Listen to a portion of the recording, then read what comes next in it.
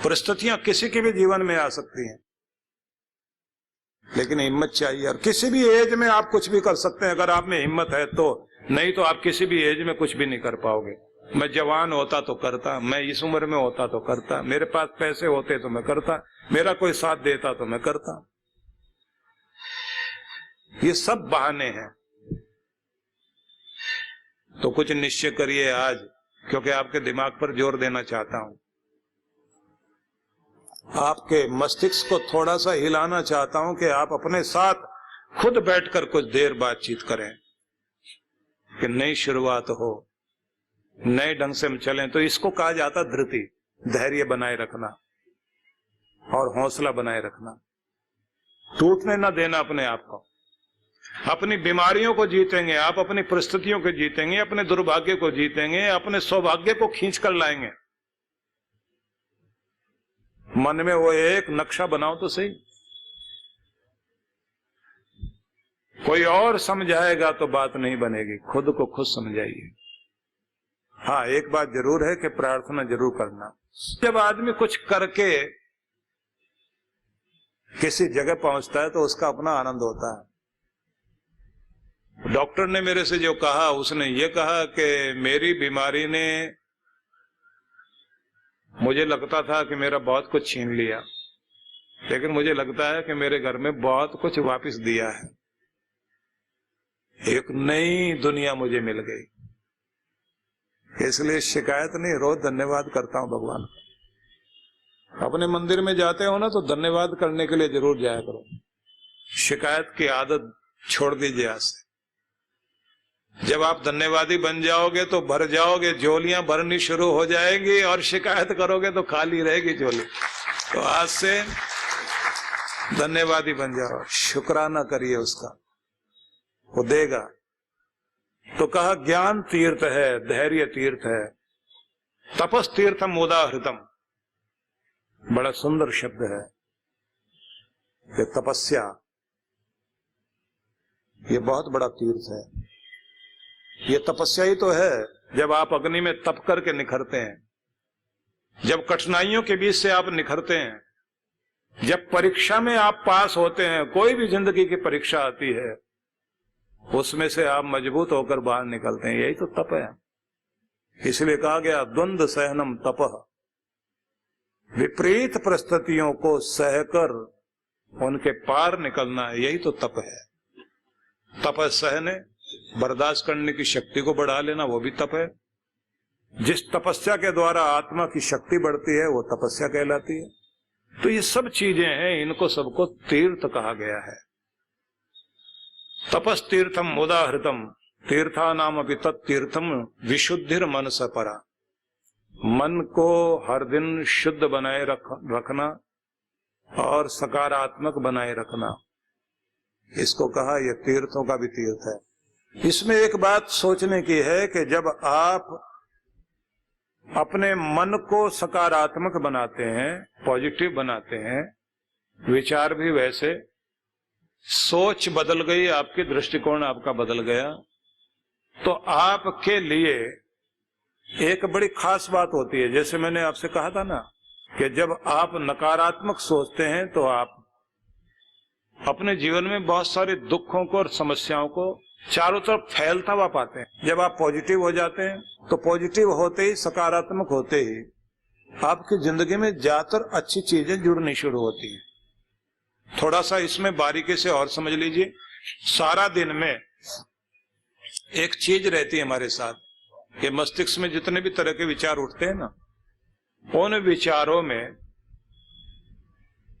70% 80% विचार नकारात्मक ज्यादातर होते हैं।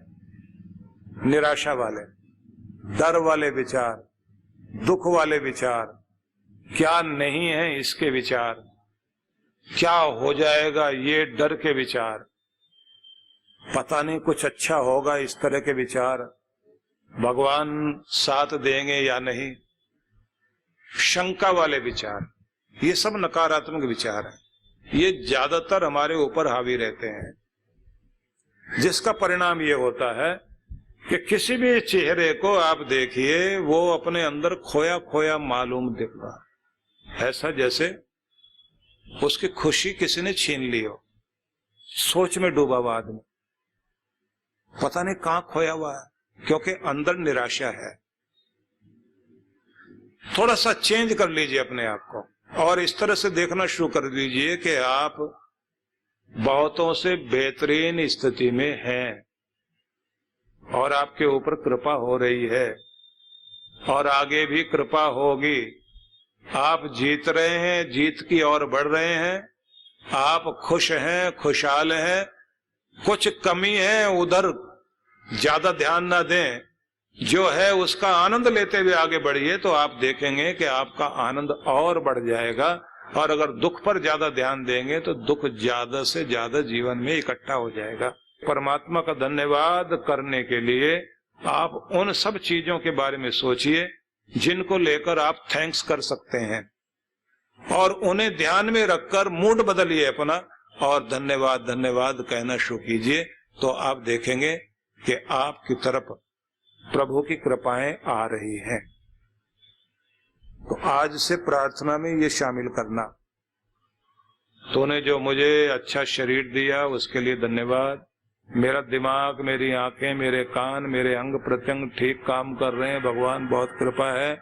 और दिन ठीक से गुजर रहे हैं, समस्याओं से बाहर निकल रहे हैं। इतना कुछ तूने मेरे ऊपर कृपा की है, अब तक हुई है, आगे भी कृपा होगी। अब तक निभाया है, आगे भी तू जरूर निभाएगा। मेरा साथ देने के लिए भगवान तेरा लाख लाख शुक्र, लाख लाख धन्यवाद। ऐसा कहना सीख जाइए। सोचेंगे ऐसा कहने से क्या होगा? ऐसा कहने से ही कुछ होगा, और जो आप कहते हैं वैसे कहने से कुछ नहीं होने वाला, बुरा होगा। मैंने कहा था ना आपसे कि कुछ लोग ये कहते थे, कहते रहते भी हैं कि मैं कहता था ना बुरा होगा, हो गया ना। मैं कहता था चोट लग जाएगी, लग गई ना। मैं कहता था ये काम ना शुरू करो, काम खराब होगा ही होगा, हो गया ना। क्योंकि आपका दिमाग ही वहां अटका हुआ था। एक बात और, हमारी राय बदलने में बहुत लोगों का साथ होता है, जो आसपास होते हैं ना। वो आपके किसी भी काम को देखकर, क्योंकि वो आपकी ताकत को पहचानते नहीं, क्या काम शुरू कर दिया, क्या करने लग गए हो, इसमें तो कोई फायदा नहीं होने वाला, ये तो ये है, वो तो वो, ये सब चीजें दिमाग में मत लाइए आप लोग। क्योंकि दुनिया गिरगिट की तरह है भाई, इनको बदलते हुए देर नहीं लगेगी।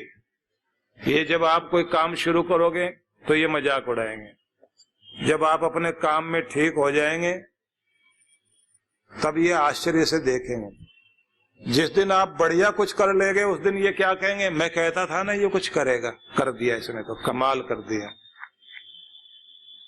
वो एकदम बदल जाते हैं। तो आप ज्यादातर उनकी राय पर अपने निर्णय बदलने लगते हैं। नहीं, उधर मत देखिए कि वो क्या कहेंगे।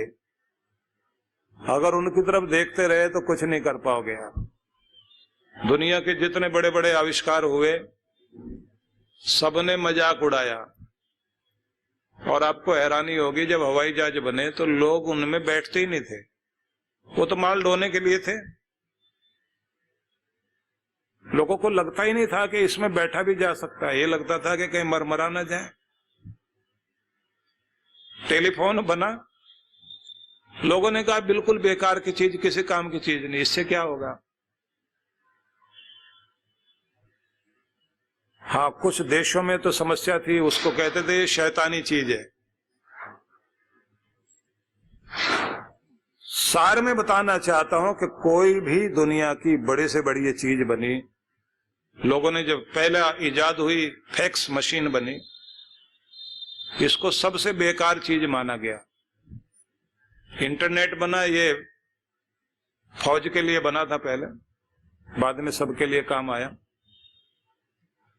बहुत सारी चीजें दुनिया की बनी, लोगों ने मजाक ही उड़ाई थी। शुरू में जब ट्रेन बनी तो इसमें जो लाइट भी नहीं होती थी, आदमी एक लालटेन लेके आगे कर दौड़ा करता था। हंसी आती है सुन के। चीजें जब बन गई तो संसार का रूप बदल गया। आज सारी सुख सुविधा हो गई, लोगों ने मजाक उड़ाने में कोई कमी नहीं छोड़ी। राइट ब्रदर्स ने जब हवाई जहाज पर काम किया तो उससे पहले अपने पिताजी से पूछा था, जो चर्च में काम करते थे, एक पादरी थे वो। उन्होंने पूछा था कि क्या आसमान में इंसान उड़ सकता है? और पिता ने कहा कि बेटा ये हक तो फरिश्तों के पास है, वही उड़ सकते हैं, इंसान नहीं उड़ सकता। अब बात पिता की मान के बच्चे को चुप बैठ जाना चाहिए था। उन लोगों ने काम किया, 30 साल के बाद जब उड़ के दिखा दिया, मतलब हवाई जहाज का प्रारूप तैयार हुआ, तो दुनिया हैरान हो गई कि ऐसा भी हो सकता है।